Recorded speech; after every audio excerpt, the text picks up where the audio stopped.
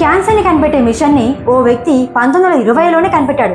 అయితే తన ల్యాబ్కి వెళ్ళి తన ల్యాబ్ని, తన మిషన్స్ని అన్నింటినీ ముక్కలు ముక్కలుగా చేసి పడేశారు కొంతమంది గుర్తు తెలియని వ్యక్తులు వచ్చి.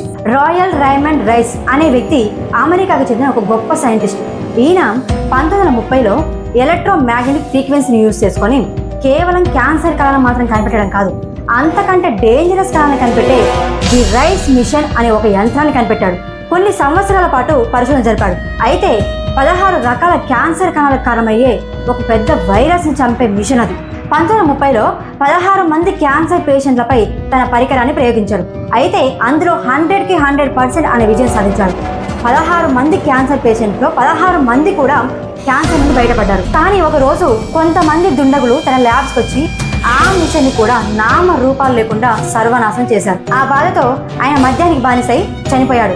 ఈ టైంలో ఆయన కనిపెట్టిన ఆ మిషన్ గనక ఉంటే ఈ సిచ్యువేషన్లో, అంటే ప్రపంచంలో ఎప్పుడు ఎవరికి క్యాన్సర్ బయటపడుతుందో తెలియని ఈ సిచ్యువేషన్లో, ఎవరు క్యాన్సర్తో ప్రాణాలు కోల్పోతారో అని తెలియని ఈ సిచ్యువేషన్లో ఆ మిషన్ గనక ఉంటే ఎంతమంది ప్రాణాల నుండి బయటపడేవారో మనం ఊహించుకోలేం. అసలు వీటన్నింటి వెనక ఎవరున్నారని మీరు అనుకుంటున్నారు? మీ ఆలోచన ఏంటి? ప్లీజ్ కమెంట్లో తెలియజేయండి.